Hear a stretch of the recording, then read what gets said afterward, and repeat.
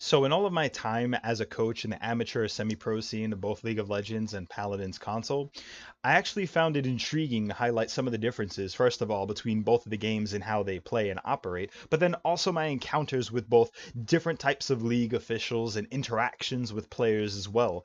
I wanted to highlight some of the differences I've experienced personally so I can kind of give you an image of everything, first of all, that I've encountered so far, my experiences as a coach, but then also the differences in these scenes, even though League of Legends was characterized as the amateur scene that I participated in, and then we have semi-pro or pro console scene for Paladin. So for those of you who don't know, brief descriptor of both games is, if you're familiar with things like Smite or Paragon or League of Legends, as big as it is, you know that it is a 5 versus 5 top-down camera angle version of kind of like a MOBA. So you have ADC support in the bottom, you have a mid laner, who can depend, their class will vary by meta, top laner whose class will vary by meta, and then jungler also affected, all of them affected by meta.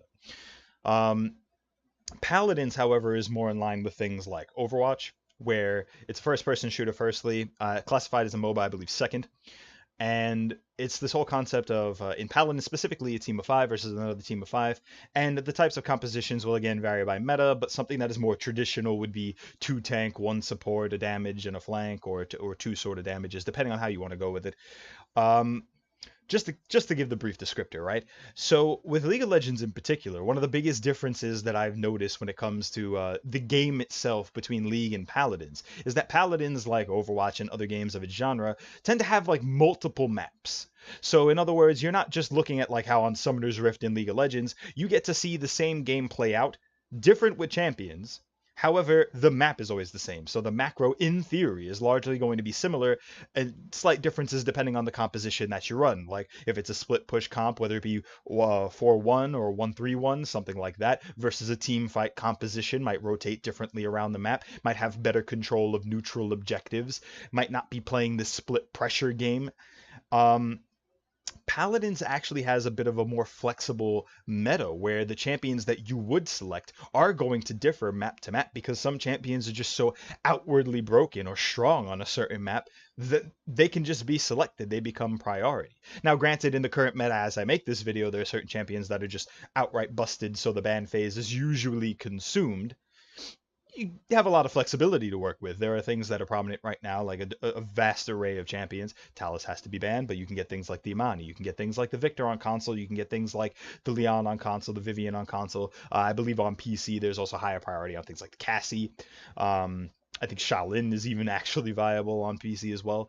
But for League of Legends, it's only PC. So that's another difference right there, right? You have League of Legends strictly on PC. There's no difference in meta across platforms because there's one platform, whereas Paladins has multiple platforms and the meta will be different from console to PC. So in other words, me coaching on console Paladins means I have to be more aware of what's happening on there, and I might be slightly out of touch with what's going on PC. Although a lot of information that you do get eventually to console will come from PC. The only difference being is that the control has more limitations than a mouse and keyboard do, and therefore it's easier to play the hit scan champions like the Victor, like the Vivian, instead of playing something like the Cassie, who's projectile and relies more on precision with your aim, which a mouse and keyboard can give you far more precision than a controller can, right? With League of Legends particularly, it's easier to kind of look at the micro elements of the game and figure out who's doing what wrong on an individual level, the decisions that they're making in game, because the map is always stationary.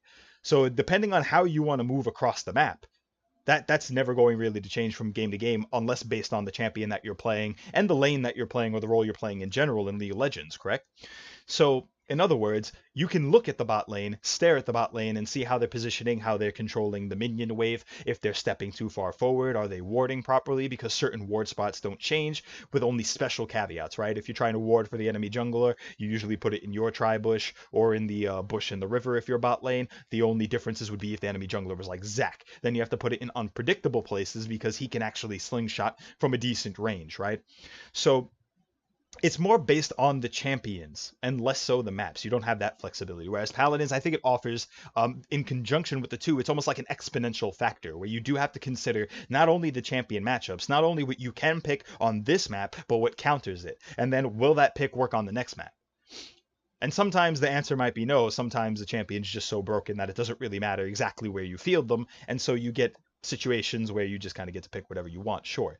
But I think that extra layer of strategy makes the job a little bit harder in order to dissect. Now, it helps that the game's length is generally shorter. When I initially switched from League of Legends over to Paladins, I was enamored. I would get tilted out of my mind when I was playing League of Legends because I can go into a game, it could last 30 minutes with my team winning, and then one jackass decides to feed, somehow get picked off, and then all of a sudden you have 30-35 minutes worth of playtime where you're in the lead, thrown out the window. And even if they don't win the game off of that initial fight, it makes it exceptionally hard for you to win in return, because then their team starts snowballing, gaining control of the map, making some of the gold differential back, and it increases the difficulty of a game that otherwise is short, like in Paladins. It was a heaven send that I was able to switch to this game, and then all of a sudden the game's length would be on average about 15 minutes at the time that I started, with the long end of it being 20-25, only if it was exceptionally even, or if both teams had, like, I guess, really inept players that made it really hard for one of the teams to carry out into the end game. So, with that aside, champion diversity is definitely a huger issue when it comes to League of Legends, right? It's massive. League of Legends has, I believe, over 160 characters, 140, 160, something around that number. I actually didn't look at the exact number, but Paladins, you know, it's a newer game, relatively speaking. Like League of Legends, I think it was in beta in like 2009. Paladins has been out for like 2 years, maybe 3. I'm not quite sure. I think it's just 2. If I started in no, it had to be like about 3, maybe a little bit more than that, because I started out in October 2017, and then we were on like OB60, OB59, some shit like that at that point in time. Now, admittedly, I like the fact that it's shorter game times, and with more maps, it allows you to be a lot more innovative in your core strategies, right? In League of Legends, you can only do so much on the one map. Since there is a larger cast of champions, granted, you can take advantage of the map and terrain scaling in very clever ways in order to kind of flank your opponents, approach them from unique angles, and then kind of take advantage of the map that way. But it's more champion reliant, whereas the maps here, while there are definitely core champions that influence the game a lot more in Paladins in particular, the diversity of maps allow you to have very interesting picks on some of them. For instance, you would think of a champion like Grok has a much higher viability when he's not broken, specifically on maps like Bright Marsh, Jag, and Jag Falls, and arguably Shadow Desert when it's open, but he's banned on Bright Marsh and Shadow Desert right now, to my knowledge, unless they fix that in this very recent patch, in which case, never mind that. But all of the unique combinations that are available in League of Legends, I think, make it a more interesting game to analyze in terms of the macro gameplay, right? Because the rotations around the map have to be a lot more seamlessly integrated in order to execute on them at the optimal level. Whereas in Paladins, a lot of the time, depending on the skills available to your, I guess, team composition, I want to say, you can get away with doing certain things earlier on. There's like less cauterize. They both have mechanics like that too, which is like Executioner's Calling in League of Legends. It's kind of, it's an item that fulfills a similar role to how you could just purchase cauterize in Paladins. And these similarities are actually really interesting because it makes it conceptually easier for me to understand the game when I came into Paladins, considering I started with League, right? But at its core, I think the itemization being different also is pretty good, because shorter game times, the credit system versus the gold system, both obviously a currency to afford your itemization, but in Paladins it's far more straightforward, a lot easier. You can buy any 4 items. There are 16 to choose from in total, and depending on your need game to game, it's going to change. Same core elements lasting in League of Legends, just far more items that I couldn't even begin to get into the depth of all of them here, but depending on your class, your role, your lane, your opponent, it's going to affect the type of runes that you bring, which is a system unique to League of Legends. Paladins doesn't have the equivalent of a rune system, or a mastery system, I suppose it's called now. So you don't get to go in the game with any additional benefits. Whereas in League of Legends, you have to understand like how masteries work, exactly what they provide you. And again, those will be different based on your role and your champion, and what advantages which you would want to take on them in order to maximize their kit and their effectiveness across the game. Same way that you would look at itemization in Paladins, itemization in League. Across the board, it's all the same. So I think the main core difference is being the fact that League of Legends is one map, Paladins has a multitude of maps, in other words, increasing that strategic diversity. League of Legends has like 4 times, 5 times the champions that Paladins game does, which definitely increases exactly the number of team compositions and how you could affect the map, and different champions, how they might interact with one another in order to gain that macro control and the faster rotations. But honestly, there's a lot similar with them. Like we discussed how they both have their own itemization systems, be it their currencies are different and the mastery system is different. It's still the same crux core concept, right? So we're looking at the fact that you're using these currencies, you're using these in-game and out-of-game mechanics in order to improve your chances of victory. You're adapting to the circumstances of the match and trying to further your chances of success, right? So beyond these, I also wanted to touch on my own experiences coaching players and in these different scenes, right? Because in League of Legends, it was quite the unique atmosphere. At the point in time that I came into it, it was like March 2016. There was a team that was like gold plat level players, and I myself was a gold level player. So I came into it with no coaching experience, and we did it on the basis of it being sort of like volunteer work. So this was my entry level into this accruing experience with Midnight Gaming. Shout out to Soul real quick. He was the owner at the time and the ADC player. Also shout out to AJ, who was the business side of things. He's the team manager while I was doing coaching and analyst work.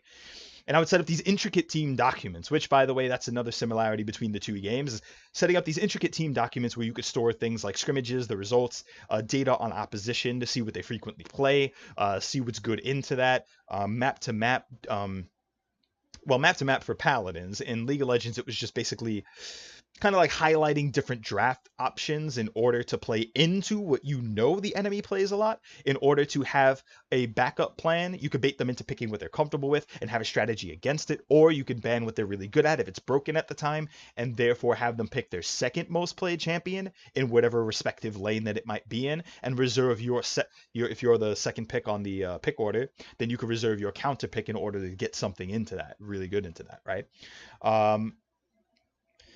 With Paladins in particular, though, you have very similar aspects when it comes to this pick ban phase.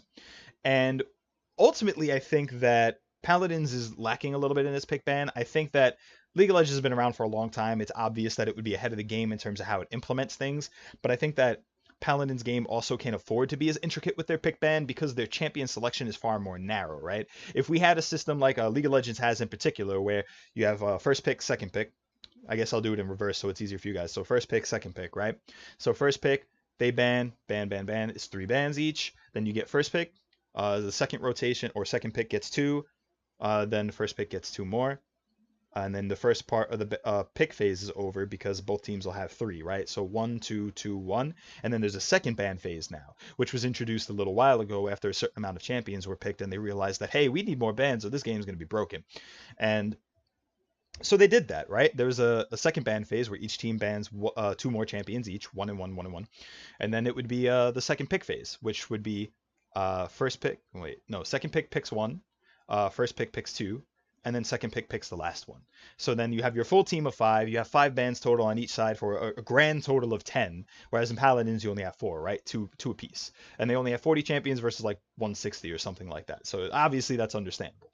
But just another little strategic element which I wanted to highlight because, you know, it's a small difference, but it means a lot for strategy. Because in League, you can go in and think, all right, well, we could ban the core problems now, get ourselves an advantageous matchup in one of the lanes, and then use the remaining 2 bans in the consequent ban phase in order to get rid of any matchups that might do well into it or could take advantage of this pick. Whereas in Paladins, once the bans are gone, that's the majority of your strategic planning as far as the bans go, right? You don't want to deal with this, you don't want to deal with this, that's off the table. Now all of a sudden, anything that's left open, you have to have a plan for it in your pick ban phase, in your pick phase in particular, the pick portion. Otherwise, you're just going to have to deal with something OP. And a lot of the times, the second pick will benefit the most because they get 2 options in response to the first pick. So you get a high priority champion if you're first pick, and then if you're second pick, you get 2 things in response. And oftentimes, there are so many things that are strong that in Paladins, you get 2 really good picks in response. So, you know, there's less more of a dynamic, I guess, strategic back and forth or counterplay when it comes to Paladins, and an even greater chance at it when it comes to League of Legends. But before that little tangent, going back to the time with MKG in particular, and making these types of team documents, which I would, just observing the game in general, interacting with the players it was like everybody was far more willing to learn and take the criticism from someone else, because they would approach me and they say, you're a goal player, but you seem to have a really extensive knowledge with the macro gameplay. You seem to have pretty good knowledge with the itemization and other facets of the game, in which obviously I'd watch a lot of pro plays, so I would just intake that information. And over the span of a few years, one would hope that I learned a thing or two about League of Legends, correct? It would be quite a shame if I didn't at that point. But I think bringing that knowledge and having players have that back and forth, because my style of coaching is a lot more democratic. I will provide my perspective, say this question, this alternative, this pick option, and how I think it plays into the grander scheme of things. And then I'd have a player who would be playing that champion kind of volley this dialogue back and forth with me as quickly as possible. In scrims, maybe take a little bit longer, but in official league matches, to actually have a concise dialogue and say, do you feel comfortable taking this into this? Because I think this is good. It survives the lane against this pick, and then it helps the team orient team fights better. There's a lot more space control, like there's more zoning available, because like say, most notably I tilted Wretched King, my friend Max. He played mid lane for Midnight Gaming in the second rendition of the roster. He hated playing Zilean mid, and I asked him to play it at a time when it was meta, and I think I broke his spirit, but he would play it, and it offered a lot of zone control, because there were a lot of narrow spaces in the jungle, and when you're doing Baron and things like this, Zilean can throw his bombs, which have the threat to stun other people if you hit 2 bombs on them, but when you funnel into a smaller corridor, it's a lot easier to hit those bombs naturally, right? So that's just one example. Whereas you sacrifice a lot more of your lane assassination potential, but you survive the lane, because Zilean is infamously hard to kill. His ult also functions as a resurrection. He could cast it on himself or others, and then when they're taken down to 0 HP during the duration of it, they effectively don't die. They kind of respawn with a certain amount of HP, which I think corresponds to the amount of AP he has, or there's some factors I don't really remember at this point in time. And he's a good team pick, which is the point, which is why I emphasized it at that point in time, right? But the difference is these players were far more willing to have that engagement, that less troll or small bits of troll dynamic, where they would just say like, small quip, and then we're back on task. Everybody seemed very focused. Everybody seemed like they really wanted to go for it, especially a lot of the players that we eventually got on the second rendition of the roster, who were all like Diamond 3 plus, with one exception. A gentleman named Rovin. He was Diamond 5. He was our top laner, and he was the most insane top laner I think I've ever had the luxury of coaching, but he just was dreadfully unmotivated to play ranked, which was very funny. But very powerful, potent roster. They were very good. They listened. They had the dialogue. I learned a lot from them. They learned a lot from me. It was a nice mutual exchange. And a lot of them still to this day will hit me up. We'll talk every now and again. And they'll tell me about the game, the state of the game. I don't play it as much, admittedly. But these bonds feel like they last. They're authentic. There's definitely more that was developed other than just playing the game and just being a coach and just being a player. Whereas in Paladins, I feel like a lot of the people that I've come into contact with, there's kind of more of this ego. More people definitely use the rank a lot more.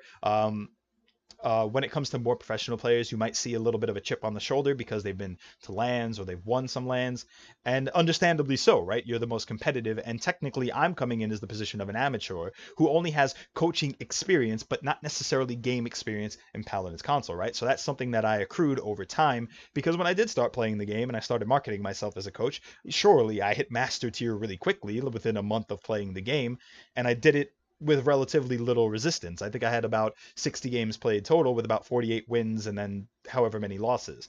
And I was a Ying one trick. So obviously criticism is well warranted at that point in time. But I did have the coaching experience, which I wanted to lobby and level and help individual players, not necessarily teams at the time. And it eventually evolved into helping teams in that professional capacity, where I would help players, or at least journey with them on their VOD reviews, right? Most notably, I would help Cop a lot. Most notably, I would help Hatu Chibi a lot. These are PS4NA players. And I think they can attest, and even I think I've impressed Vcon as well, who is notoriously vigilant when he goes over his own VODs, to the point where he was helping Hatu Chibi a lot as well. And then I eventually got in on the VOD reviews, and we would have this dynamic kind of situation where he would see a lot of the more micro elements, and I would see more of the bigger rotations where he could have been as alternatives and things like this. And it was really good in conjunction, I felt like. But I think that shows the differences between when I first got in and I just wanted to coach individual players with their own mechanics, target prioritization, in-game decision making, and things like this, versus the more team-centric elements, such as where you want to be around the map, what you might want to do in pick ban phase, generate some alternatives to meta picks, things that might count to them that people aren't looking at, and really the evolution over time. And that just comes with intricately understanding and having conversations with players who are either peers or superiors technically, and understanding the game more fundamentally, right? That allowed me to expand that knowledge and transition into this position where at first I was a player when it was low expectations in the PCS, when Business made his first team. Then I moved over to sub because I didn't want to dedicate all that time. I wanted to step back and take more of a coaching position, kind of take in all the knowledge and see if I could help out from that auxiliary standpoint as staff more so than anything, and just sub in when needed. And then I just transitioned fully over to the coach. I didn't even want to sub anymore. I didn't actually feel like I was adequate for a long time to play as a player. More recently, that's been starting to die down. I actually like how I play on support because as I've been able to digest how people play, I feel like I've integrated some core aspects that are really good from potent players and just kind of, introducing them to my own play, but still not doing that competitively, just trying to make sure that my knowledge of the game is staying sharp through playing it, through observing the better players, and understanding the dynamic ways that you can introduce regular information that is used in a very standard fashion into more innovative methods. You know what I mean? So for me, the differences are quite numerous. And while I can sit here and talk about a great deal of them, I think the aspects of the gameplay, which I introduced first, and how those are different and similar are important. I think that the interactions that I've had are also quite unique, where in League of Legends they felt a little far more authentic more regularly, especially my correspondence with like League officials and other representatives from other organizations who would participate in like the Imperial League or Paleo's League, or even currently like Dark Stars League that they currently have. Even though I'm not coaching a team in it, there are some people that I'm able to correspond with, and it feels genuinely authentic. They express their love for the game. They have their willingness to actually coordinate and help players make sure that they come out the better end. Obviously, with better chances to potentially enter into either the collegiate scene or the pro scene or the amateur scene. Well, not amateur. I mean, there's NALCS and there's a academy. There you go, academy. That's what I meant. And then with Paladins, particularly in console, I noticed that the PPL obviously is far more professional. My experience as a console lead me to believe that there's a lot of players who, despite wanting to compete and despite liking the game, it's kind of like a love-hate relationship. And not that some players didn't have that with League of Legends. It's just that the drive kind of overrode that. Whereas I'll see a lot of players feel demotivated. They'll play other games when it comes to Paladins. They won't spend as much time grinding the game, which is kind of ridiculous because I know League players who would grind the game for 8 hours a day, and a League match at that point in time was like 30 to 45 minutes, 30 if you're lucky, whereas a Paladins game at max is going to be like 25, 28 if it's really, really competitive, and on average is about maybe like 15 to 18 minutes, even quicker than that depending on how lopsided the matchup is, right? But beyond this, I don't know, I think League officials is a delicate subject as well. I think it's the last difference that I'm going to highlight here, because whenever I would interact with like Imperial Gaming staff, even other organizations or representatives who would want to scrim or prepare for matches in advance, it was far more professional. It was you discuss, you like message the team representative, usually the coach. Sometimes there would be a different team captain if they didn't have a coach, which was rare in the amateur scene for League because people were looking to accrue experience. Because, excuse me, it was, not necessarily dreadfully easy to get into it, but the professional scene was actually kind of profitable because if you can make a reputation for yourself, you're almost never without job in a League of Legends scene.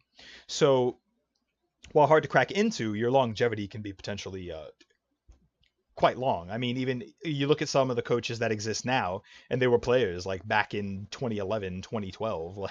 So, just to highlight that. Whereas in Paladins, you don't often see players making the transition to coach. Like, even if you named all of the console pros right now, I don't think any of them are coaching per se.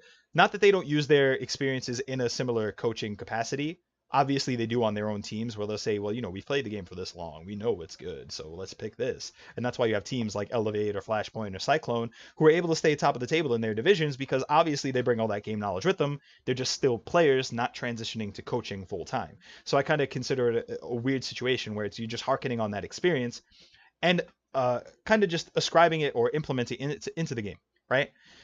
Which is a little different from coaching because the coaching element usually relies on being able to make that authoritative call, being able to make sure that at the end of the day, you're not only knowledgeable about the game. You don't necessarily have to be dreadfully good at the game, and I think that's proven because you can see historically some of the analysts on League of Legends actually aren't, they haven't even crested into like master or anything like that, and they're not bad at the game per se, bad in comparison to pro players, sure, but not bad at the game individually. And just because you might not be as good as a pro player doesn't mean you don't know how to look at something with the critical eye, how to parse all that information and make it digestible, and kind of translate that information in a way where the players understand, oh wow, this might actually be really good, even though we kind of understand that, kind of know that, it's kind of been looming on the outskirts of our thoughts, and now we have a concrete case as to why. The coach actually just makes those hard calls, kind of keeps everybody focused, and I think that the coach as a central figure is really potent to have in a team, because if you do have 5 players and they're all integrating their knowledge and someone makes a call, then there's a risk if that call goes bad or if that decision was bad, that the team can kind of congregate around that person and vent their frustrations, and there could be a little bit of discord in the team environment, whereas the coach can make the final call and say, listen, I'm going to make this call. If it works, it works. If it doesn't work correctly, we can kind of watch the VOD over, see if it was an issue in the pick or the idea itself, or see if it was an issue in execution. And if it's not, then you know what, it's 110% on me, and we're going to refine the strategy and we're going to be stronger moving forward. And obviously that's a tough pill to swallow in an instance where it's like a LAN game or a finals game in a league or any situation like that. However, no one wins 100% of the time. And I think the willingness to be innovative, the willingness to learn, and the willingness to take responsibility are responsibilities that squarely fall on the coach's shoulders, right? So just to kind of summarize really quickly these differences between coaching League of Legends and Paladins, you know what, actually, to emphasize interactions with Paladins, officials, and things like this, I think we could see that the relationship is kind of coarse. Because I know I hit on the League of Legends officials and how professional it seems to be. And it's not that the administrators or the skill shot officials who coordinate these leagues for Paladins game, it's not that they're unprofessional per se, because they do have a way of speaking professionally to the players. However, I think that their ability to navigate these kind of tricky situations, situations of frustration, miscommunication, I think that's done exceptionally poorly, because you do have instances where there are exceptions made to certain rules, and then even if the same conditions apply to another team, they aren't. I think infamously an example of this would be when it came to the qualifiers for the spring phase 2019 for the PCL, you have Rude openly on Twitter saying to like Skeppy, hey, don't forget to sign your team up, whereas other teams who have forgotten to sign up since then have not been kind enough to get a Twitter response or even a Discord message, you know what I mean? And that's been very tricky. In my opinion, I feel like that's obviously to some extent favoritism. Maybe it's because these players have attended LAN, they feel more obligated to urge the competitors to sign up as opposed to the other teams who have yet to prove themselves in any capacity. But at the same time, if you're going to skirt the rules and kind of give exceptions to certain teams under circumstances that are replicable across other weeks that have not gotten the same kind of exclusions or exceptions to the rule, then that's not professional in and of itself, right? Because now you're just cherry picking, and you can't really afford to do that, especially if you set the precedent in your own rules or in your own judgments, and then you fail to repeat them for other people for whatever reason, right? And I think navigating those social circumstances where they're actually not effectively communicating the differences or the nuances in these situations makes it very, very hard for players to maintain a professional relationship with them. I do also think the whole concept of having a Discord that's only a captain's chat is severely restrictive. And now I get that they don't want people to sit there and spam the chat, which is why they made the captain's chat in the first place, more than likely, or at least that's my own interpretation or what I wager personally.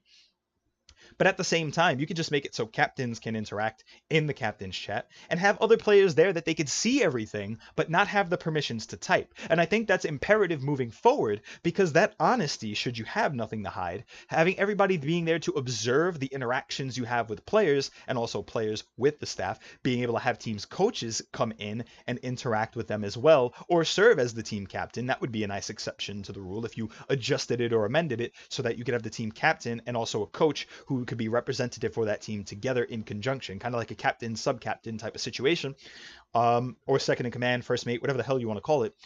That would be enormous.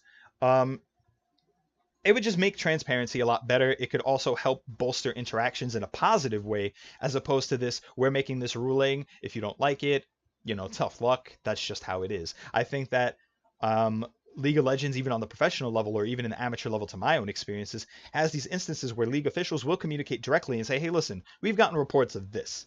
We don't really have any other proof of it. We see one side of the situation. We want to investigate. We want to see your side of the situation. And we're going to caution you just to make sure that your player doesn't act this way again.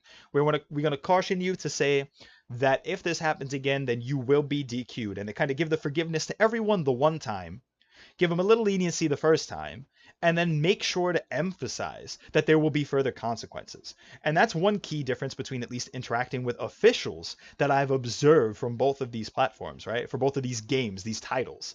Now we can get into summation.